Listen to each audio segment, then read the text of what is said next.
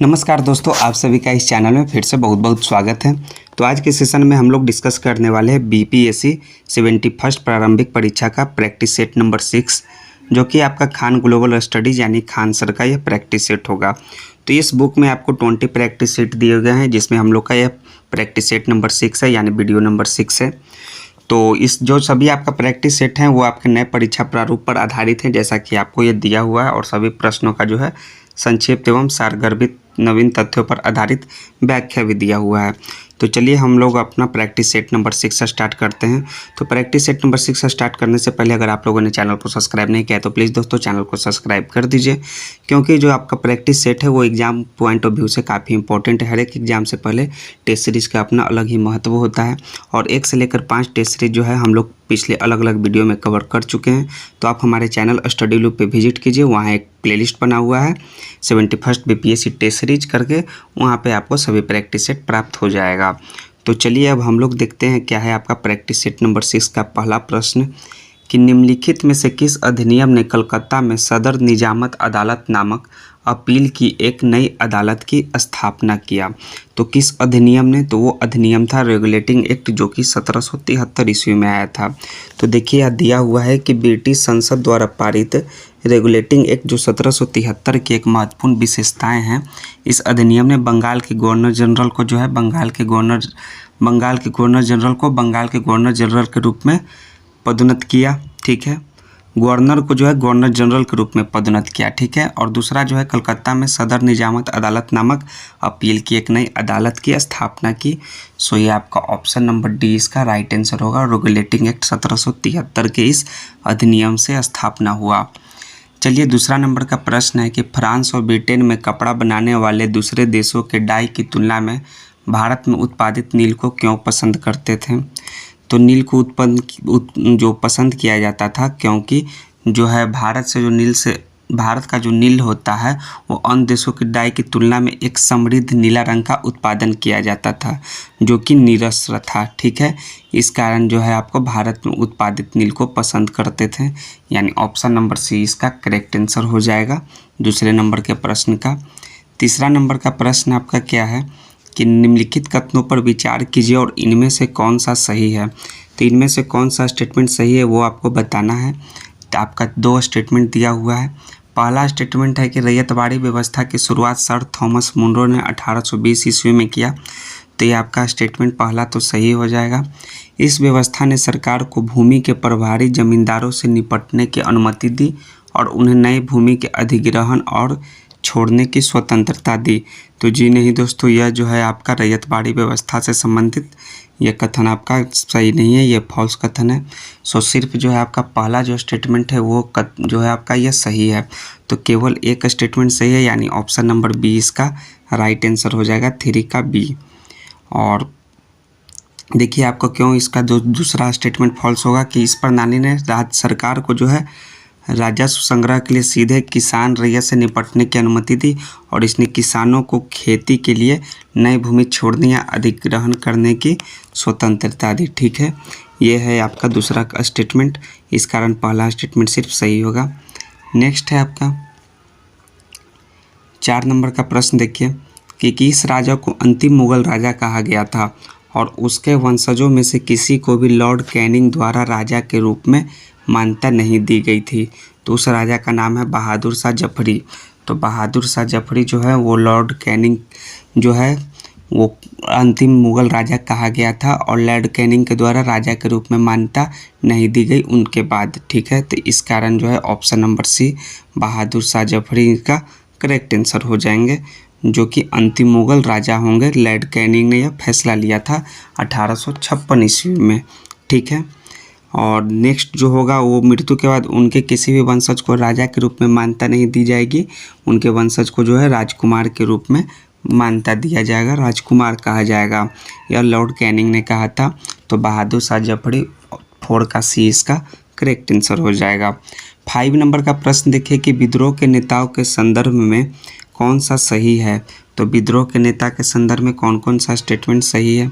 तो पहला है कि बख्त खान ने बरेली से विद्रोह का नेतृत्व किया। तो ये तो आपका स्टेटमेंट सही है।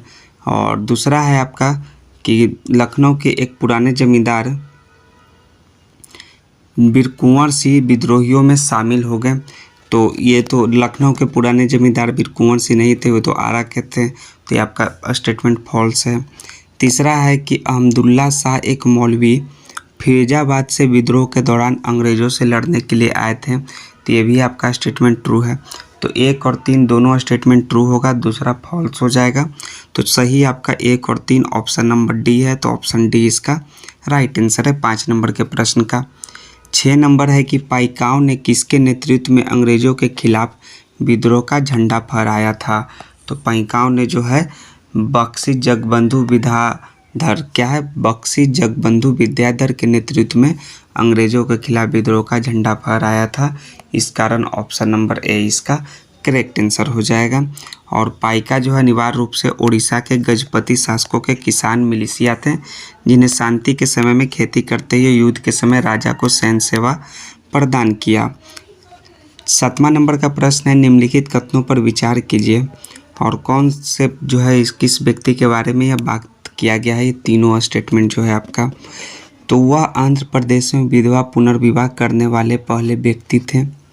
उन्हें सर्वोत्कृष्ट पुनर्जागरण पुरुष के रूप में जाना जाता था। तीसरा है कि उन्हें लोकप्रिय रूप से गद ब्रह्मा यानी टिक्की काना के नाम से भी जाना जाता है। तो ये जो तीनों स्टेटमेंट है वो तीनों स्टेटमेंट आपके कंदुकुरी वीरी सलिंगम क्या है, कंदुकुरी वीरे सलिंगम के बारे में तीनों स्टेटमेंट दिया हुआ है। सो ऑप्शन नंबर सी इसका करेक्ट आंसर हो जाएगा 7वां नंबर के प्रश्न का। 8वां नंबर है कि निम्नलिखित कथनों पर विचार करें और इनमें से कौन सा स्टेटमेंट सही है। आर्य समाज की स्थापना स्वामी दयानंद सरस्वती ने 1875 ईस्वी में किया। तो इसका ये पहला स्टेटमेंट सही हो जाएगा। इसका उद्देश्य वेदों के अधिकार को बढ़ावा देना और मूर्तियों की पूजा को अस्वीकार करना था। तो ये भी आपका स्टेटमेंट सही है। तो ये जो है आपका आर्य समाज के बारे में दोनों स्टेटमेंट सही है, यानी ऑप्शन नंबर ए इसका राइट आंसर होगा 8 का। 9वां नंबर का प्रश्न देखिए, निम्नलिखित कथनों पर विचार करें और कौन सा इसमें स्टेटमेंट सही है। तो पहला स्टेटमेंट आपका है कि तीसरे आंग्ल मैसूर युद्ध को समाप्त करने के लिए 18 मार्च 1793 को श्रीरंगपट्टनम की संधि पर हस्ताक्षर किए गए थे। तो जी नहीं दोस्तों, यह जो है आपको 1792 को हस्ताक्षर किए गए थे। इस कारण जो है आपका यह स्टेटमेंट फॉल्स हो जाएगा, 1792 होगा राइट आंसर। तो पहला स्टेटमेंट फॉल्स है। लॉर्ड डलहौजी ने एक नीति तैयार की जिसे डॉक्ट्रिन ऑफ लैप्स के नाम से जाना जाता है। तो ये तो आपका स्टेटमेंट ट्रू है जी, जिसे डॉक्ट्रिन ऑफ लैप्स के नाम से जानते हैं। तीसरा है, सतारा पहला राज्य था जिसने डॉक्ट्रिन ऑफ लैप्स के तहत अंग्रेज़ों द्वारा कब्जा कर लिया गया था। तो ये भी आपका स्टेटमेंट ट्रू है, सतारा पहला राज्य था। तो इस कारण दूसरा और तीसरा स्टेटमेंट ट्रू है, बाकी पहला फॉल्स है। तो केवल 2 और 3 इसका राइट आंसर हो जाएगा, ऑप्शन नंबर बी। 9वां नंबर के प्रश्न का ऑप्शन बी इसका करेक्ट आंसर है। चलिए 10वां नंबर का प्रश्न देखते हैं कि निम्नलिखित कथनों पर विचार करें और कौन सा कथन सही है, स्टेटमेंट कौन सा ट्रू है। तो पहला है कि जेम्स रेनले भारत के पहले निकट पूर्ण मानचित्र का निर्माण करने वाले पहले व्यक्ति थे। तो ये आपका सही आंसर है। The Asiatic Society of Bengal के संस्थापक संपादक सर विलियम जोन्स थे। तो ये तो आपका स्टेटमेंट सही नहीं है। इसका स्टेटमेंट जो है सिर्फ एक सही है, दूसरा सही नहीं है। तो दूसरा सही नहीं है तो यानी कि पहला इसका राइट आंसर होगा। तो केवल एक ऑप्शन नंबर बी इसका राइट आंसर है 10 नंबर के प्रश्न का। और the Asiatic Society of Bengal के संस्थापक संपादक कौन थे, ये चलिए देख लेते हैं। तो इनके जो है वो संस्थापक संपादक कौन थे, वो थे आपके जेम्स प्रिंसेप। ठीक है, इस कारण जो है वो आंसर आपका फॉल्स हो जाएगा। 11 नंबर का प्रश्न देखिए कि निम्नलिखित में से किसने 1867 में प्रार्थना समाज की स्थापना की। तो प्रार्थना समाज का स्थापना जो 1867 में हुआ वो आत्मारंग पांडुरंग के द्वारा हुआ। तो आत्मारंग पांडुरंग यानी ऑप्शन नंबर सी इसका करेक्ट आंसर होगा। और यह जो है इसका समाज का स्थापना बम्बई में हुआ था। कहाँ? बम्बई में। 11 का सी इसका करेक्ट आंसर होगा। 12 नंबर है कि निम्नलिखित कथन पर विचार कीजिए और कौन सा स्टेटमेंट सही है वो आपको बताना है। तो पहला स्टेटमेंट क्या है कि सर सैयद अहमद खां पारंपरिक धर्म के समर्थक थे और पश्चिमी शिक्षा के विरोधी थे। तो ये आपका स्टेटमेंट जो है पहला आपका फॉल्स है। रामकृष्ण मिशन केवल धर्म तक ही सीमित था, ये भी आपका स्टेटमेंट फॉल्स है। इस कारण ना ही 1 होगा ना ही 2 होगा। सो ऑप्शन नंबर सी इनमें से कोई नहीं करेक्ट आंसर हो जाएगा 12 नंबर के प्रश्न का। 13 नंबर देखिए कि निम्नलिखित जोड़े पर विचार कीजिए। कौन से जोड़े जो हैं अंग्रेजों के द्वारा उनके विलय के वर्ष के अनुसार सही सुमेलित नहीं हैं, ठीक है।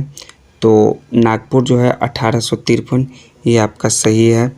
अवध जो है 1855, तो अवध जो है 1856 कब है 1856 के नवाब में जो है नवाब जो है अवध के वाजिद अली शाह को गवर्नर जनरल लॉर्ड डलहौजी ने पद से हरा दिया था। इस कारण जो है ये आपका सही सुमेलित नहीं है। और संबलपुर 1850 से भी सही सुमेलित है। तो जो सही सुमेलित नहीं है वो है अवध 1855। सो केवल 2 ऑप्शन नंबर 20 का करेक्ट आंसर हो जाएगा 13 नंबर के प्रश्न का। नेक्स्ट है 14 नंबर का प्रश्न कि अकबरनामा के संबंध में निम्नलिखित कथनों पर विचार करें और कौन से कथन सही है वो आपको बताना है।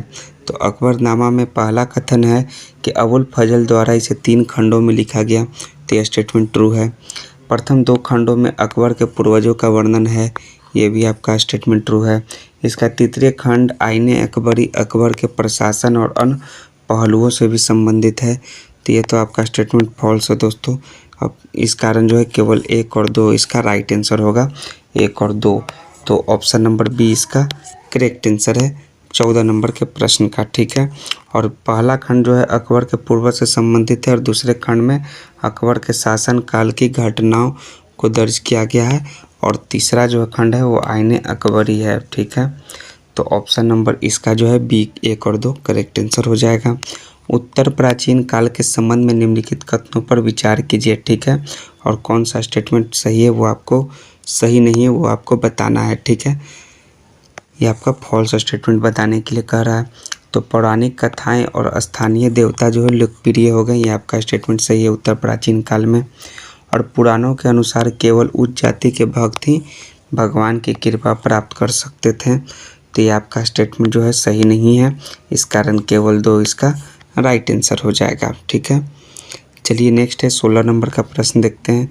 निम्न पर विचार कीजिए और कौन से बंगाली भाषा के विकास को प्रभावित करता है।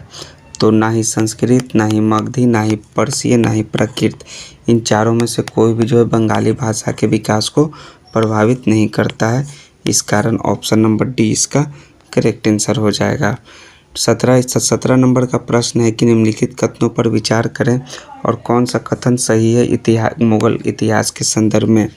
तो पहला है कि 1527 ईस्वी में बाबर ने चंदेरी में राजपूतों को हराया और आगरा और दिल्ली पर नियंत्रण स्थापित किया, तो आपका स्टेटमेंट फॉल्स है। 1526 ईस्वी में बाबर ने खानवा में राणा सांगा राजपूत शासकों के और सहयोगियों को पराजित किया, ठीक है। तो ये भी आपका स्टेटमेंट फॉल्स है। तो ना ही 1 सही है ना ही 2 सही है। तो ऑप्शन नंबर डी इनमें से कोई नहीं करेक्ट आंसर होगा 17 नंबर के प्रश्न का।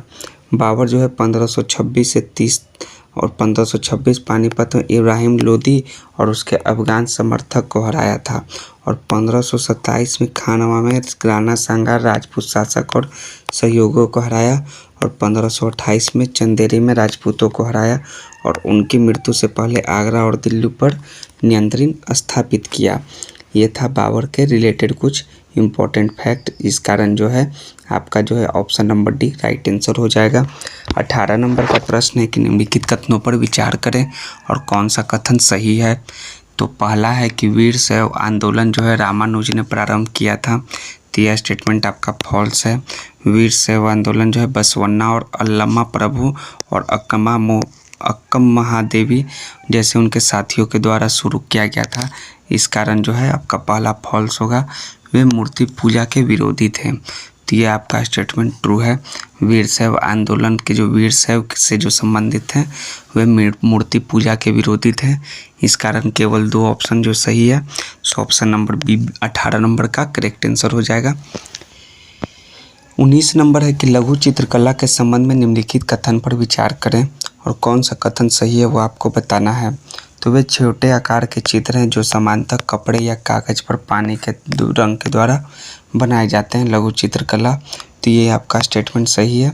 और मुगल कलाकारों ने बसोली नामक लघु चित्रकला की एक साहसिक और गहन शैली विकसित की है, तो यह फॉल्स है।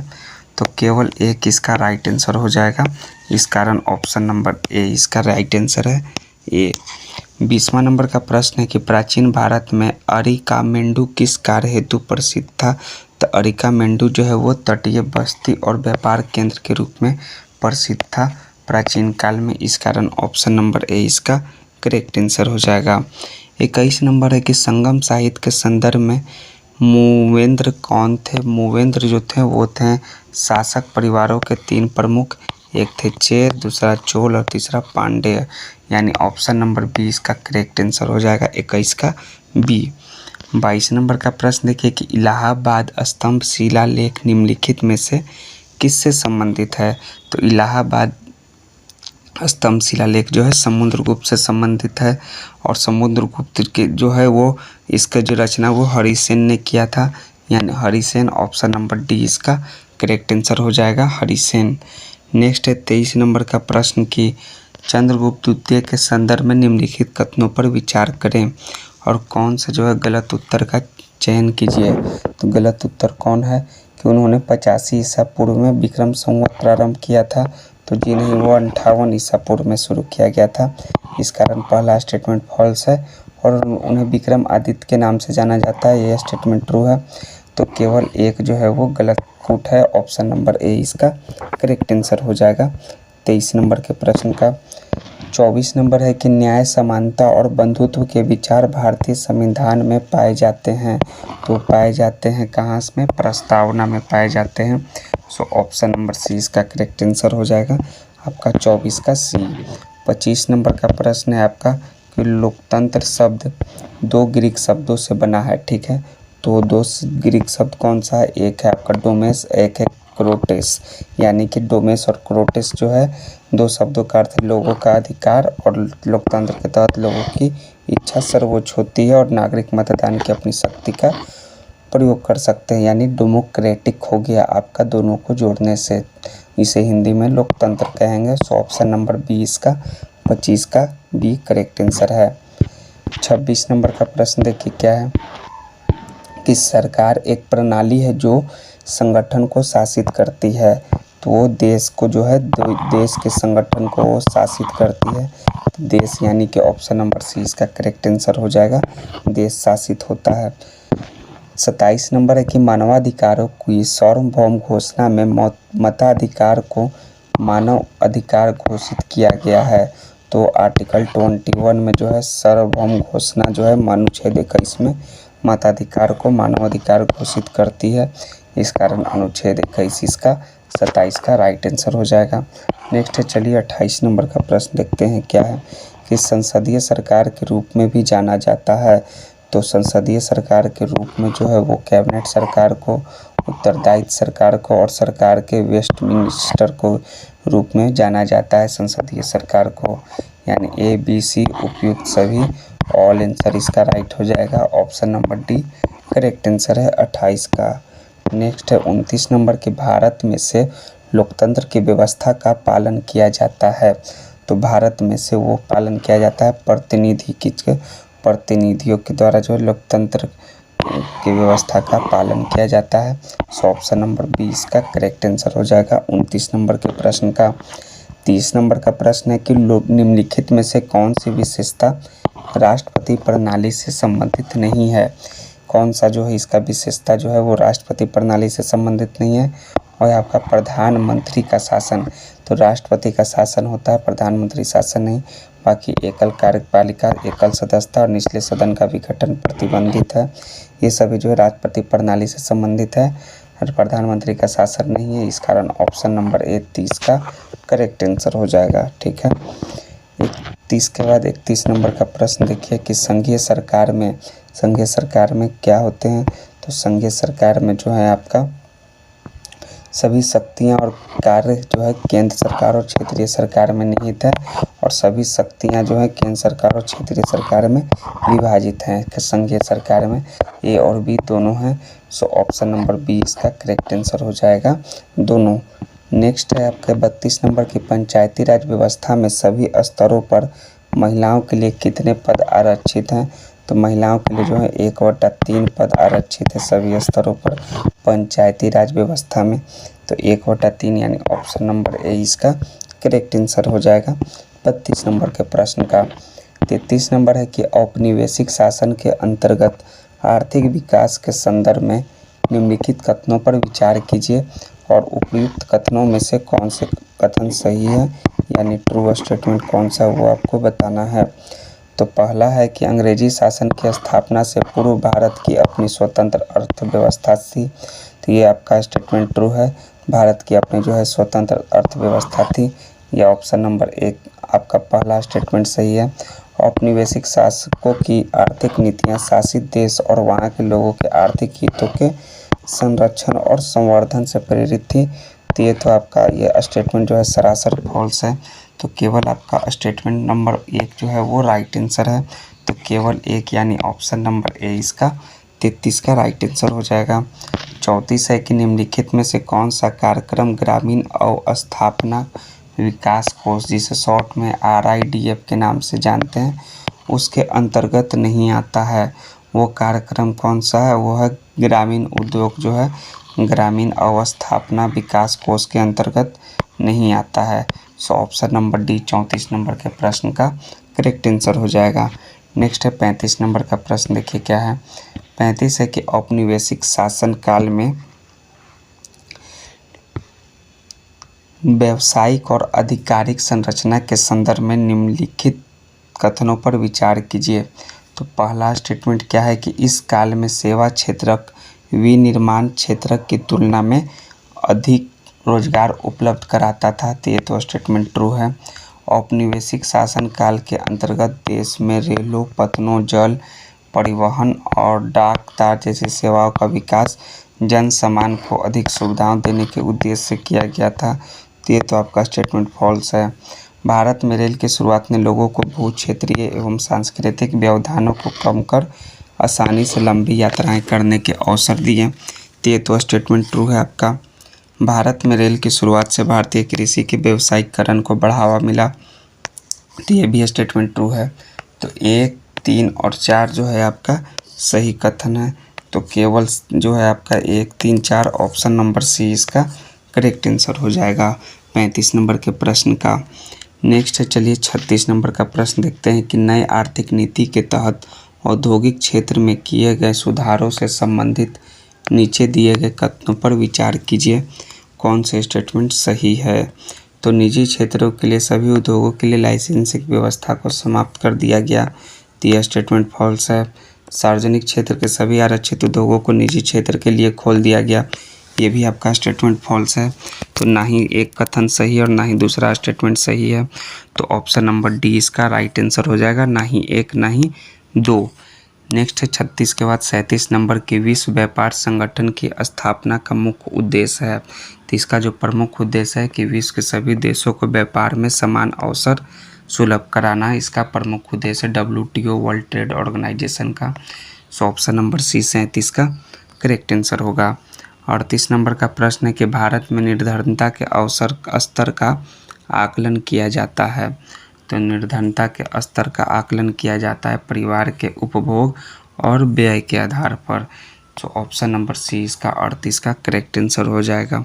39 नंबर है कि मानव पूंजी एवं भौतिक पूंजी के संबंध में कौन सा कथन असत्य है, यानी कौन सा स्टेटमेंट जो है वो फॉल्स है, वो बताना है मानव पूंजी एवं भौतिक पूंजी से रिलेटेड। तो पहला स्टेटमेंट है कि मानव पूंजी का निर्माण आंशिक रूप से एक सामाजिक प्रक्रिया है, जबकि भौतिक पूंजी का निर्माण एक आर्थिक एवं तकनीकी क्रिया है। तो कथन सही है।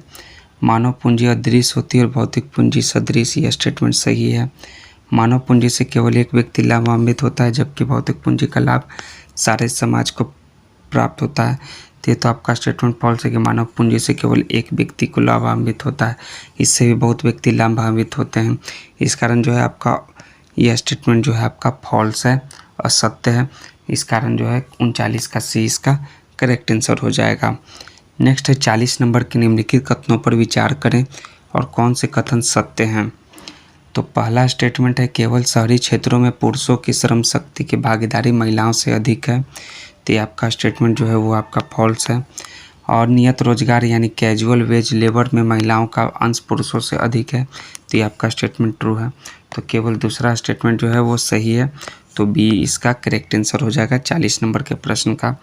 41 नंबर का प्रश्न देखिए क्या है। 41 नंबर है, निम्नलिखित में से कौन सा कथन जो है रोजगारहीन समृद्धि का सर्वोत्कृष्ट वर्णन करता है। सर्वोत्कृष्ट वर्णन करता है रोजगारहीन समृद्धि का वो है कि अर्थव्यवस्था में रोजगार सृजन के बिना ही अधिक वस्तुओं और सेवाओं का उत्पादन जो रोजगारहीन समृद्धि का सर्वोत्कृष्ट वर्णन कर रहा है, यानी इसके लिए option number B correct answer हो जाएगा 41 नंबर के प्रश्न का।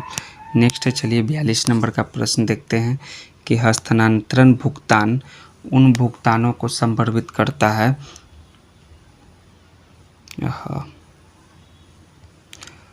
उस भुगतानों को संदर्भित करता है जो किए जाते हैं वो क्या किए जाते हैं, जो है आपके माल और सेवाओं के किसी भी आदान प्रदान के बिना किए जाते हैं। ठीक है, तो हस्तांतरण भुगतान उन भुगतानों को संदर्भित करता है, इस कारण ऑप्शन नंबर ए 42 का करेक्ट आंसर हो जाएगा। नेक्स्ट है 43 नंबर का प्रश्न कि निम्नलिखित में से कौन सी वस्तु जो है उपभोग की वस्तुओं के अंतर्गत आती है। तो 43 नंबर में जो आएगा वो टिकाऊपन सामान, अर्ध टिकाऊ सामान और गैर टिकाऊ सामान, ये तीनों जो है उपभोग की वस्तुओं के अंतर्गत आएगी। तो ए बी सी ये सभी जो है ऑल जो है इसका करेक्ट आंसर हो जाएगा ऑप्शन नंबर डी 43 नंबर के प्रश्न का। 44 जो है एक शिक्षक की सेवा, तो एक शिक्षक का सेवा जो होगा वो उपभोग और मध्यवर्ती वस्तु के समान हो सकती है, एक शिक्षक का सेवा, इस कारण ऑप्शन नंबर डी 44 का करेक्ट आंसर है 44 नंबर के प्रश्न का। 45 है कि आय के एक चक्रीय प्रवाह में हमारे पास है, तो हमारे पास जो है उत्पादन है, वितरण है और किसी संपत्ति को बेचने का कार्य भी है आय के एक चक्रीय प्रवाह में।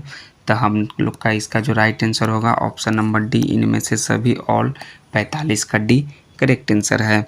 नेक्स्ट है 46 नंबर का प्रश्न देखिए कि उत्पादन के कारक के एजेंट के रूप में किसे माना जाता है।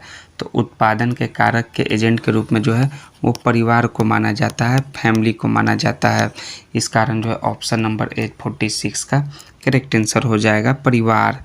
47 है कि निम्नलिखित में से कौन सी पूंजीवादी अर्थव्यवस्था की विशेषताएं हैं। तो भूमि और पूंजी का निजी स्वामित्व जो है पूंजीवादी व्यवस्था का विशेषता है। लाभ ही एकमात्र मकसद ये भी है। मांग और आपूर्ति की बाजार शक्तियों का मुक्त खेल ये भी है, यानी ये सभी ऑल इसका जो राइट आंसर होगा ऑप्शन नंबर डी 47 का। 48 देखिए कि वस्तु और सेवाओं के प्रवाह और वस्तु विनिमय अर्थव्यवस्था में विभिन्न क्षेत्रों में उत्पादन के कारकों को कहा जाता है। तो वस्तु और सेवाओं के प्रवाह, वस्तु विनिमय अर्थव्यवस्था में विभिन्न क्षेत्र के उत्पादन को वास्तविक प्रवाह कहा जाता है। सो ऑप्शन नंबर बी इसका करेक्ट आंसर है 48 नंबर के प्रश्न का। 49 है निम्नलिखित युग्मों में से कौन सा सही सुमेलित है। एक तरफ अंतरिक्ष यान और दूसरे तरफ उसके प्रयोजन दिया हुआ है, तो कौन कौन सा सही सुमेलित है। कैसिंग हाइगेस जो है शुक्र की परिक्रमा करता है और डाटा दत्त का पृथ्वी तक संरक्षण करता है, तो ये तो आपका फॉल्स है। मैसेंजर जो है बुध का मानचित्रण और अन्वेषण, ये आपका सही है। वायेजर 1 और 2 ब्रह्म सौर परिवार का अन्वेषण, ये भी सही है। 2 और 3 सही है, 1 आपका गलत है, तो 2 और 3 यानी ऑप्शन नंबर बी इसका करेक्ट आंसर हो जाएगा। ठीक है, नेक्स्ट चलिए प्रश्न देखते हैं आपका। ये 50 नंबर की एमसीबी जो लघु पथन के मामले में वैद्युत की पूर्ति को काट देता है काम करता है, ये अब आपका साइंस से रिलेटेड प्रश्न आ गया 50 नंबर से। तो जो है धारा के चुंबकीय प्रभाव पर काम करता है एमसीबी, तो चुंबकीय प्रभाव यानी कि ऑप्शन नंबर ए इसका करेक्ट आंसर हो जाएगा। मैग्नेटिक इफेक्ट पर यह काम करता है धारा के, ऑप्शन नंबर ए 50 का राइट आंसर है। 51 है कि CFL तथा LED लैंप में क्या अंतर होता है। तो CFL जो है प्रकाश उत्पन्न करने के लिए CFL पारावाष्प और संदीपक का प्रयोग करता है, जबकि LED लैंप अर्धचालक पदार्थ का प्रयोग करता है और LED लैंप की तुलना में CFL का कम ऊर्जा सक्षम है। ये दोनों जो है आपका इनमें से ट्रू स्टेटमेंट है CFL और LED लैंप के बीच में 1 और 3। ठीक है, तो यानी ऑप्शन नंबर इसका सी करेक्ट आंसर हो जाएगा। 1 और 3 जो है आपका CFL और LED के बारे में जो है करेक्ट आंसर है 53 नंबर के प्रश्न का। नेक्स्ट है 54 नंबर का प्रश्न। देखिए 54 नंबर है आपका कि 51 नंबर का प्रश्न था। 52 नंबर का प्रश्न देखिए कि आपका कथन और रीजन के संबंधित प्रश्न है। कथन यानी कि असर्शन ए है कि तांबे के एक टुकड़े को कांच के एक टुकड़े के तापमान पर गर्म किया गया, ठीक है, और उसके बाद स्पर्श करने पर तांबे का टुकड़ा कांच के टुकड़े में आक्षेपित अपेक्षा जो है गर्म लगता है, ठीक है। तो रीजन क्या है कि तांबे का घनत्व जो है कांच के घनत्व से अधिक होगा। तो आपका तो ये आपका कथन सही है और रीजन भी सही है, लेकिन जो रीजन जो है वो कथन का यानी असर्शन का जो है वो सही व्याख्या नहीं कर रहा है, स्पष्ट नहीं कर रहा है, यानी कि ऑप्शन नंबर बी इसका करेक्ट आंसर हो जाएगा 52 नंबर के प्रश्न का। 52 नंबर के प्रश्न का आपका देखिए बी नंबर का राइट आंसर होगा 52 का। 53 नंबर का प्रश्न है कि जब समताप मंडल में ओजोन का अवक्षय होता है तो पृथ्वी के धरातल पर पतित विकिरण की तरंग दैर्घ्य कितनी होती है। तो तरंग दैर्घ्य जो होगा वो कितना होगा देखिए व्याख्या में दिया हुआ है, तो वो होगा आपका 10⁻⁷ m, यानी ऑप्शन नंबर इसका मीटर, इसका option number B correct answer होगा 53 का। अगर आपको इस क्वेश्चन का किसी भी क्वेश्चन का व्याख्या पढ़ना है प्रैक्टिस सेट नंबर 6 का, तो इस वीडियो के डिस्क्रिप्शन में टेलीग्राम का लिंक दिया हुआ है, आप टेलीग्राम को ज्वाइन कीजिए और वहाँ पे आपको प्रैक्टिस सेट जो है आपका 6 नंबर वो मिल जाएगा, साथ में व्याख्या जो दिया हुआ है वो भी सब मिल जाएगा, जिससे आप आसानी पूर्वक पढ़ सकते हैं और सेट को बना सकते हैं। तो चलिए 54 नंबर का प्रश्न है कि सतह से सतह पर मार करने वाली भारतीय रक्षा मिसाइल कौन सी है। तो उसका नाम है पृथ्वी दोस्तों, जो कि सतह से सतह पर मार करने वाली भारतीय रक्षा मिसाइल है। सो ऑप्शन नंबर डी इसका राइट आंसर हो जाएगा। नेक्स्ट है उसके बाद प्रश्न देखिए आपका 55 नंबर का प्रश्न, निम्न में से कौन सा सुमेलित क्रम में है। तो सुमेलित क्रम में कौन सा है, तो रेडियम। तो रेडियम का जो होगा वो होंगे आविष्कारक कौन है, मैडम क्यूरी हैं। पेनिसिलिन के अलेक्जेंडर फ्लेमिंग हैं। और एक्सरे के आविष्कारक W के रोएंटजन हैं, ठीक है। और लास्ट आपका चेचक एडवर्ड जेनर, ठीक है। तो ये आपका हो जाएगा आपका ए का आपका 2, बी का 1, सी का 4, डी का 3।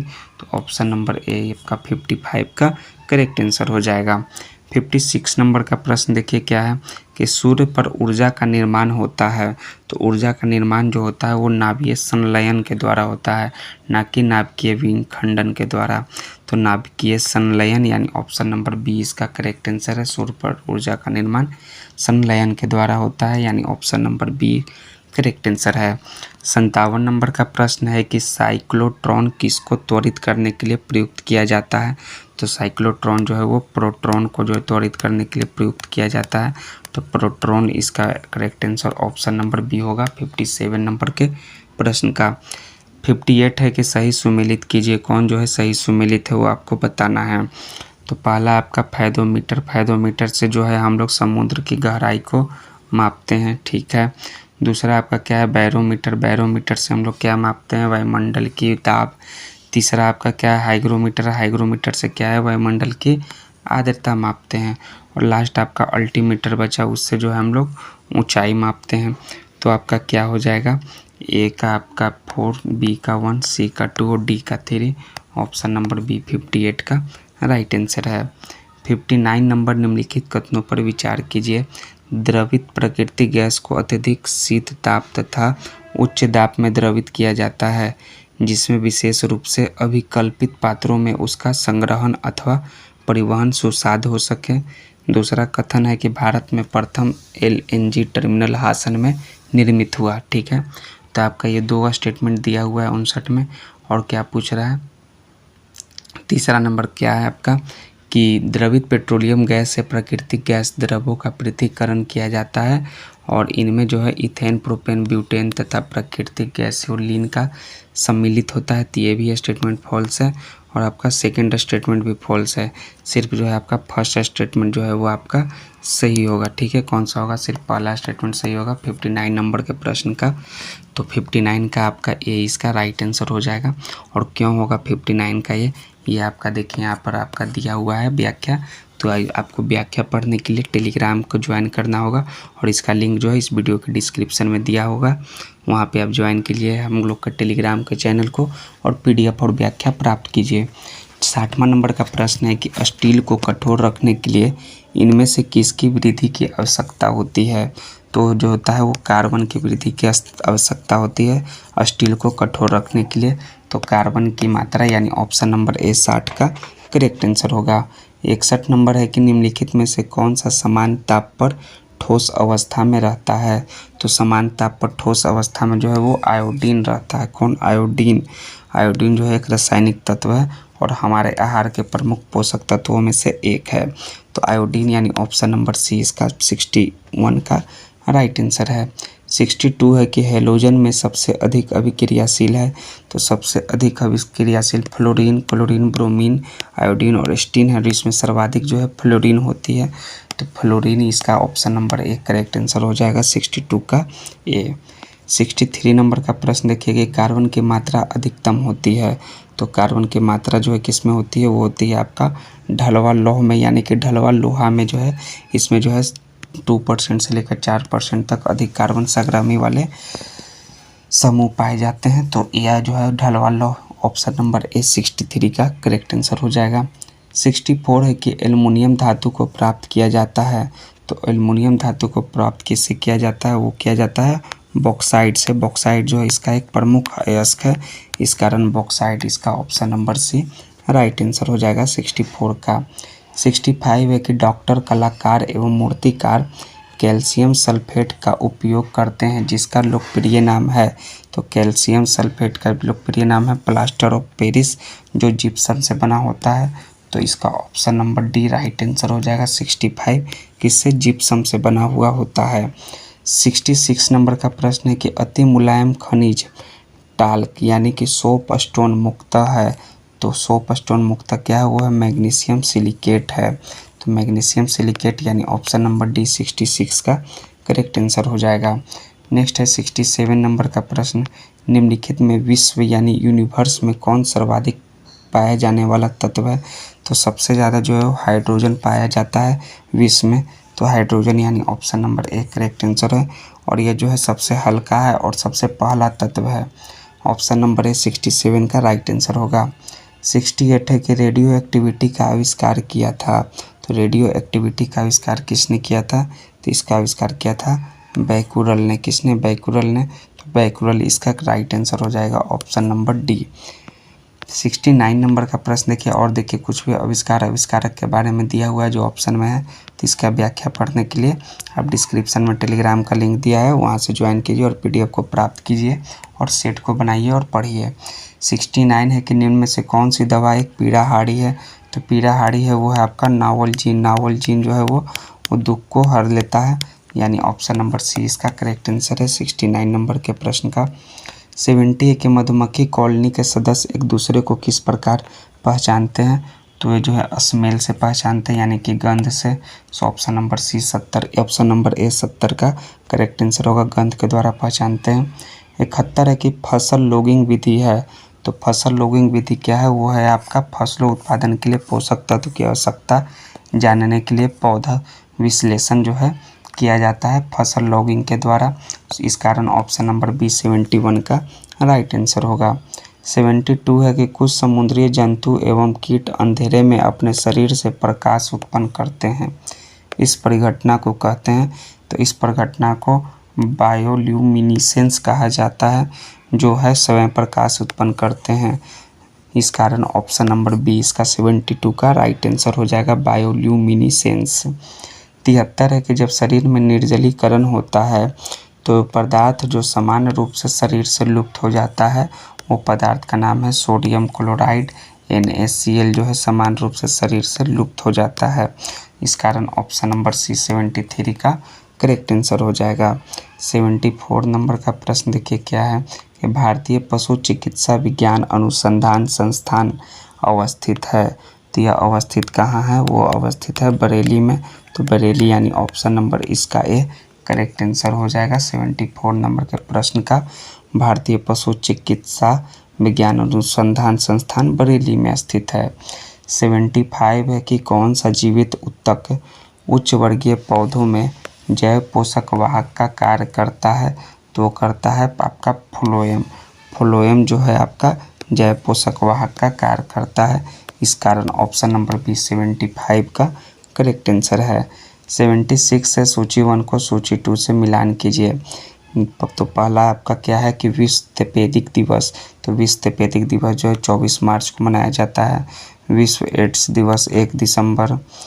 विश्व कुंठ निवारण दिवस जो है 31 जनवरी और लास्ट अंतर्राष्ट्रीय ओजोन दिवस 16 सितंबर। तो ए का 4, बी का 1, सी का 2 और डी का 3 इसका करेक्ट आंसर हो जाएगा ऑप्शन नंबर ए।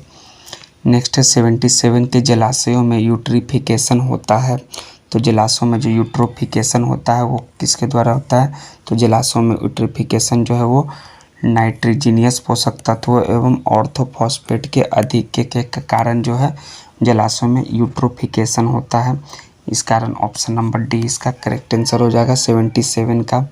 78 नंबर देखिए, निम्नलिखित कथनों पर विचार करें और कौन से का स्टेटमेंट जो है वो सही है। तो विषाणुओं में ऊर्जा उत्पादन के लिए आवश्यक एंजाइम नहीं होते हैं, तो ये आपका स्टेटमेंट सही है। तो ऑप्शन नंबर इसका जो है केवल एक जो है राइट आंसर हो जाएगा ए, बाकी दोनों स्टेटमेंट जो है वो आपका फॉल्स हैं 78 के।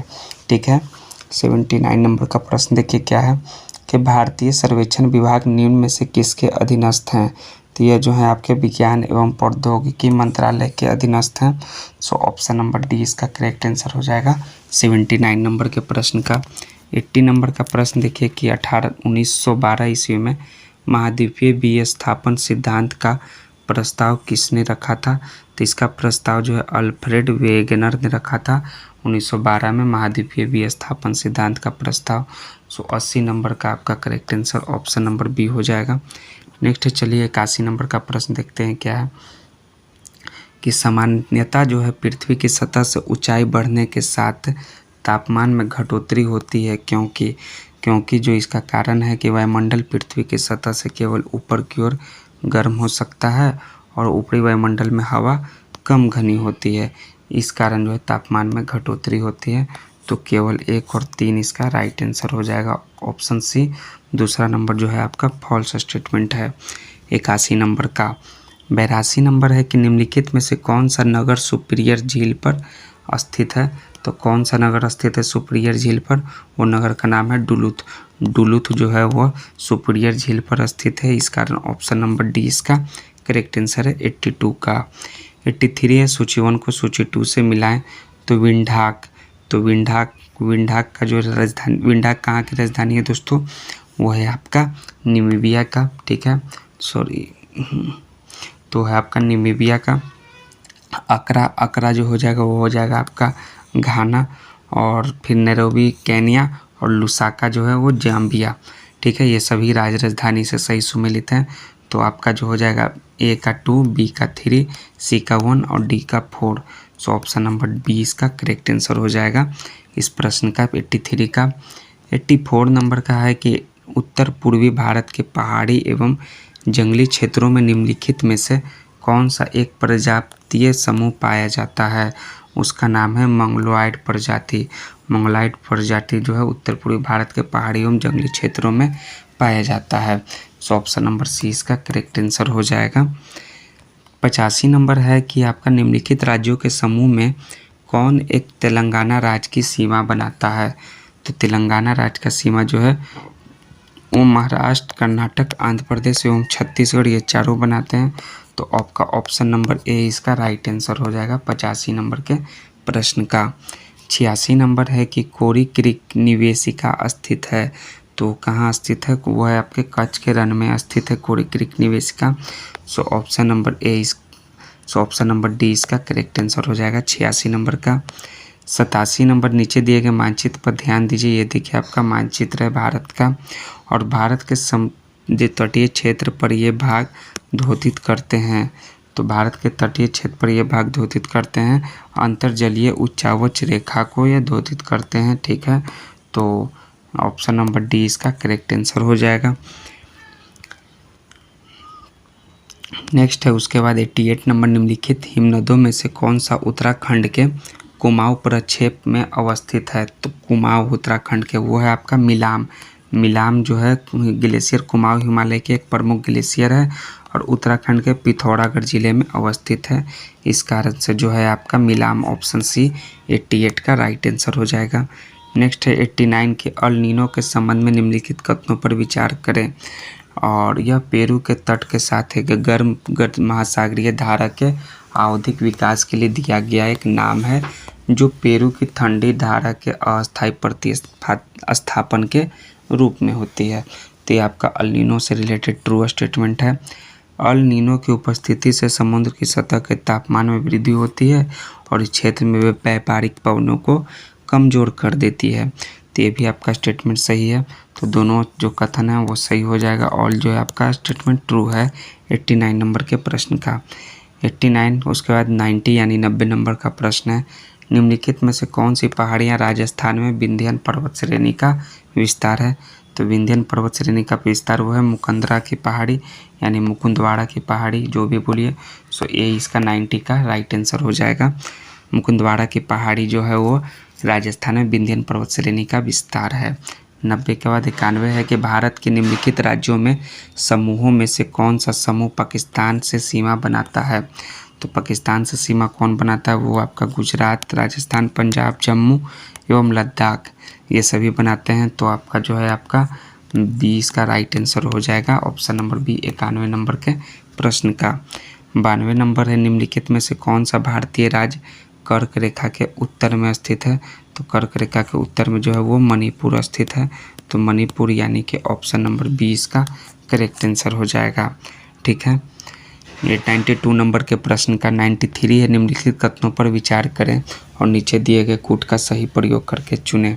तो अनियमित और इंटरडेटेंट समुद्र तट प्राकृतिक बंदरगाहों और हार्बर के लिए आदर्श स्थान प्रदान करते हैं। तो यह स्टेटमेंट ट्रू है। अटलांटिक महासागर की तट रेखा अत्यधिक इंडिटेंट है, यह स्टेटमेंट ट्रू है। तो 1 और 2 इसका करेक्ट आंसर हो जाएगा। दोनों ऑप्शन नंबर सी 93 का करेक्ट आंसर है। 94 जो है वो सही स्टेटमेंट को आपको चुनना है। तो वे हिमालय जो है ब्लॉक पर्वत है, ये आपका फॉल्स है। दूसरा है आपका क्या है, विंध्य जो है वलित पर्वत, ये भी फॉल्स है। किलिमंजारो जो है वो ज्वालामुखी पर्वत है, ये आपका स्टेटमेंट ट्रू है। तो केवल 3 जो है आपका ये राइट आंसर होगा। ऑप्शन नंबर बी 94 का करेक्ट आंसर है। 95 में देखिए, हाल ही में one nation and one registration किसके द्वारा लॉन्च किया गया है? तो ये जो है लॉन्च किया गया है नेशनल मेडिकल काउंसिल के द्वारा। ठीक है, किनके द्वारा? नेशनल मेडिकल काउंसिल के द्वारा one nation and one registration.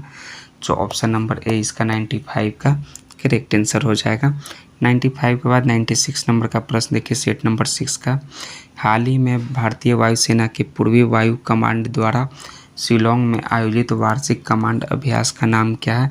तो उसका अभ्यास का नाम है दोस्तों अभ्यास पूर्वी आकाश। क्या है नाम? अभ्यास पूर्वी आकाश। सो ऑप्शन नंबर ए इसका 96 का करेक्ट आंसर हो जाएगा। 96 के बाद 97 है कि हाल ही में पहली बार सैयद मुश्ताक अली क्रिकेट ट्रॉफी किसने जीती है? तो वो जीता है आपको पंजाब। किसने? पंजाब जो है 6 दिसंबर को जीता है बिंद्रा स्टेडियम में बड़ौदा को हराकर सैयद मुश्ताक अली ट्रॉफी। ठीक है, तो ऑप्शन नंबर ए इसका करेक्ट आंसर हो जाएगा। 97 का ए। 98 नंबर है कि एशियाई शूटिंग चैंपियनशिप में भारत कौन से स्थान पर रहा है? तो भारत जो है वो दूसरे स्थान पर रहा है, सेकंड पोजीशन पर। सो ऑप्शन नंबर बी इसका करेक्ट आंसर हो जाएगा 98 का। 98 के बाद 99 नंबर देखिए, ग्लोबल ट्यूबरकुलोसिस रिपोर्ट 2023 किस संगठन के द्वारा जारी किया गया है? यानी कि ग्लोबल जो है टीबी रिपोर्ट जो होता है वो जारी किया गया है विश्व स्वास्थ्य संगठन WHO के द्वारा, वर्ल्ड हेल्थ ऑर्गेनाइजेशन के द्वारा। इस कारण से 99 का ऑप्शन नंबर सी इसका करेक्ट आंसर हो जाएगा।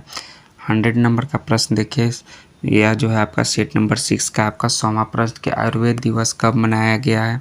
तो आयुर्वेद दिवस जो है 10 नवंबर को मनाया गया है। तो 10 नवंबर यानी ऑप्शन नंबर डी इसका करेक्ट आंसर। और थीम है आयुर्वेदा फॉर वन हेल्थ। तो 100वां नंबर का डी नंबर करेक्ट आंसर हो जाएगा, 100 का डी। 101वां प्रश्न है, 37वें राष्ट्रीय खेलों की सूची में विशेष स्थान पर कौन रहा है? तो विशेष स्थान पर यानी कि फर्स्ट स्थान पर रहा है वो है Maharashtra. So option number C इसका एक का करेक्ट आंसर हो जाएगा महाराष्ट्र। 102 है कि भारतीय रेलवे किसके साथ मिलकर भारत गौरव टूरिज्म लॉन्च करेगी, तो वो जो है IRCTC के साथ जो है मिलकर जो है भारत गौरव टूरिज्म को लॉन्च करेगी। सो ऑप्शन नंबर ए इसका 102 नंबर का करेक्ट आंसर होगा।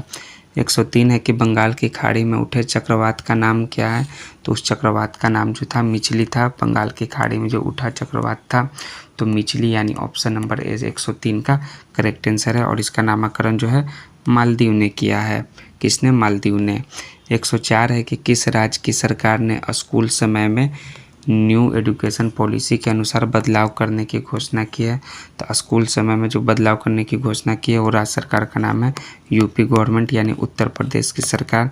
और उनके अनुसार जो है स्कूलों में अध्ययन में घंटों में कटौती की होगी और एक हफ्ते में कुल 29 घंटे जो है वो स्टडी होगी।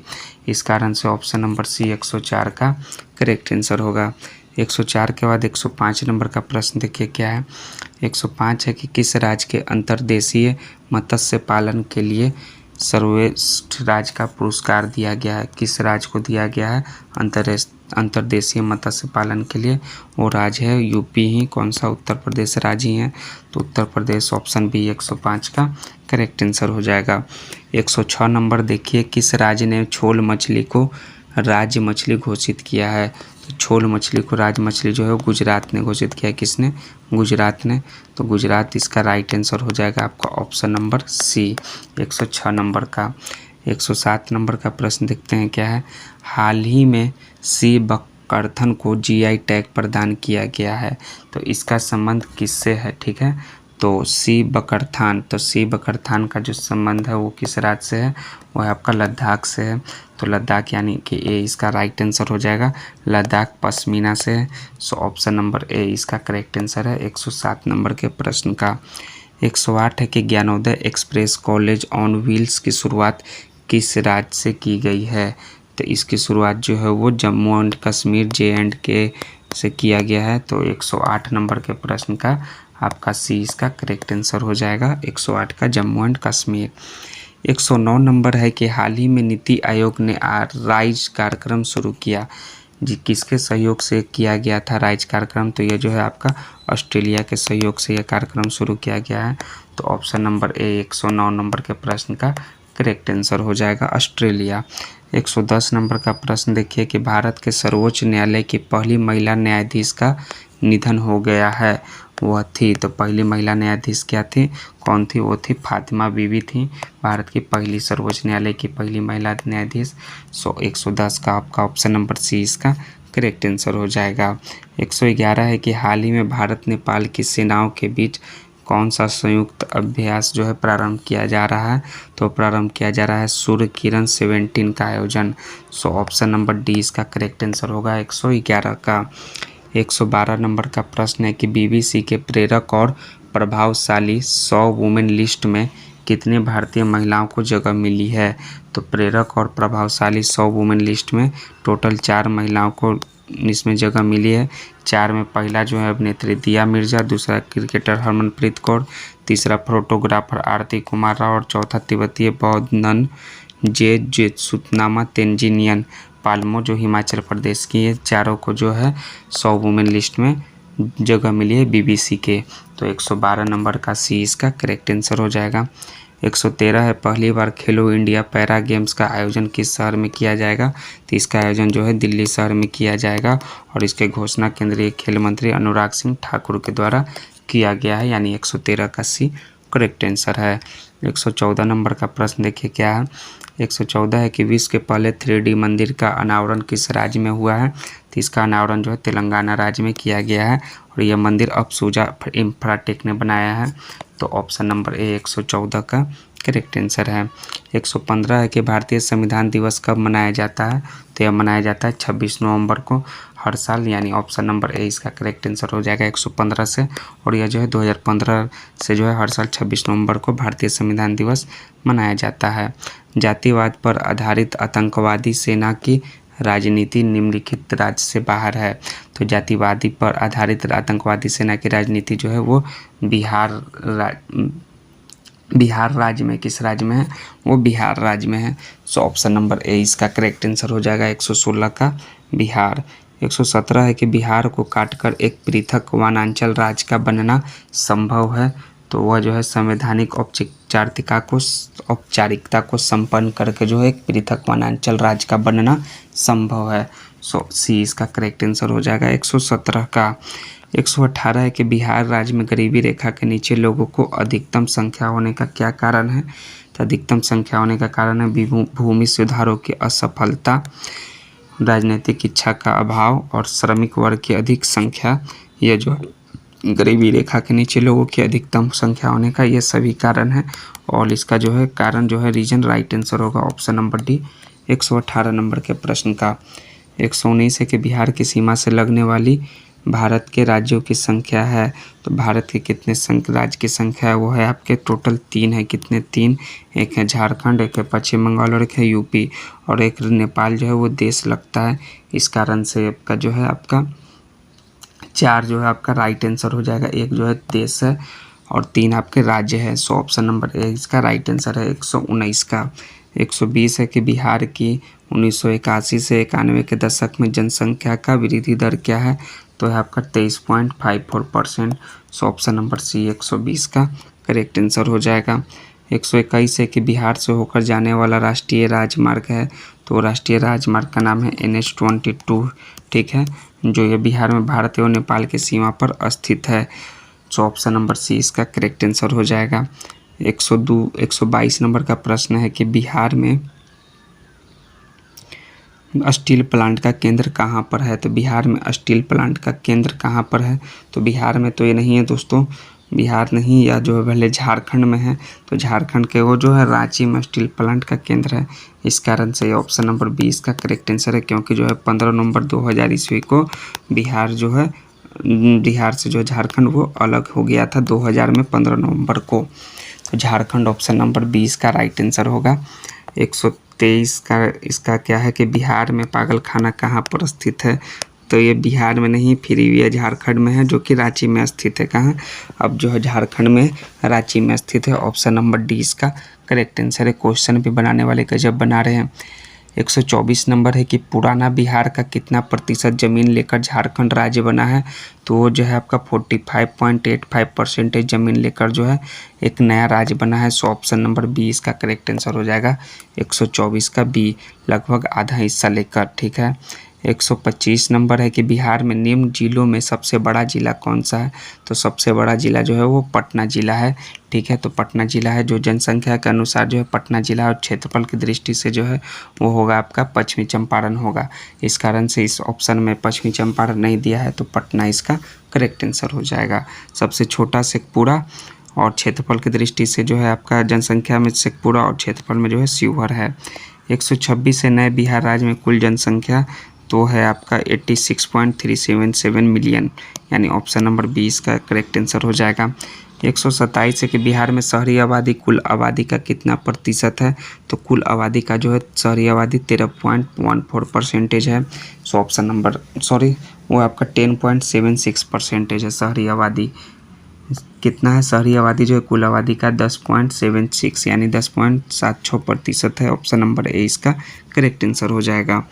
नेक्स्ट है बिहार में क्षेत्र के प्रतिशत के रूप में कुल वन क्षेत्र हैं, तो कुल वन क्षेत्र जो है 19% जो है वो वन क्षेत्र है, ठीक है, ठीक है। तो ये आपका तो दिया हुआ है, ऑप्शन नंबर सी इसका करेक्ट आंसर हो जाएगा। प्रतिशत के रूप में कुल वन क्षेत्र 19% है। 129 नंबर है कि 1991 की जनगणना के अनुसार बिहार में शहरी जनसंख्या का प्रतिशत क्या है, तो शहरी जनसंख्या का प्रतिशत है 10.03%। सो ऑप्शन नंबर सी इसका करेक्ट आंसर है 129 का, जो कि 1991 का जनगणना के अनुसार था। 130 है कि बिहार राज्य की मुख्य नकदी फसल, तो वो है आपका गन्ना, ईख जो है वो मुख्य नकदी फसल है। सो ऑप्शन नंबर सी इसका करेक्ट आंसर हो जाएगा 130 का। 131 है कि बिहार का कौन सा शहर वन जीव सेंचुरी और राष्ट्रीय पार्क के लिए प्रसिद्ध है, तो वो शहर है आपका गया।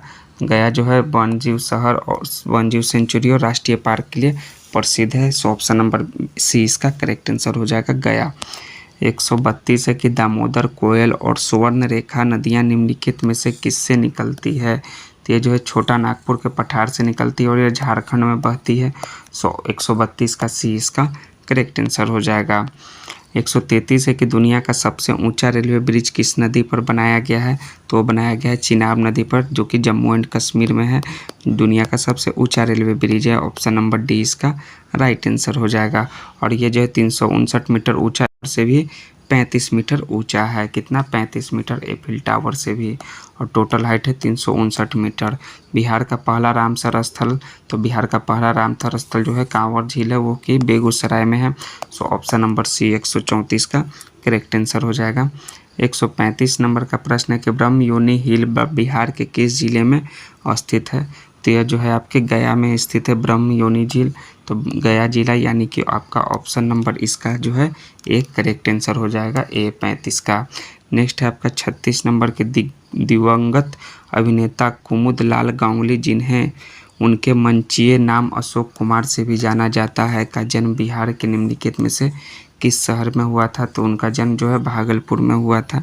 तो भागलपुर यानी ऑप्शन नंबर बी इनका करेक्ट आंसर हो जाएगा। ठीक है, अब 137 नंबर से आपका जो है मैथ और रीजनिंग के प्रश्न होंगे, तो आपको जो है खुद से इसको सॉल्व करना है, क्योंकि मैथ और रीजनिंग को जो है आराम से इसको सॉल्व करने वाला चीज़ है। इसका आंसर जो है बताने से कुछ नहीं होगा और इसका व्याख्या भी दिया हुआ है। ठीक है, तो आप इसे वीडियो को पॉज करके भी बना सकते हैं, या फिर टेलीग्राम का लिंक जो है वीडियो के डिस्क्रिप्शन में दिया हुआ है। ठीक है, वहाँ से आप टेलीग्राम के लिंक को ज्वाइन कर सकते हैं और सेट नंबर 6 जो है उसका पूरा पीडीएफ को आप प्राप्त कर सकते हैं और 136 से लेकर 150 प्रश्नों को आप बना भी सकते हैं।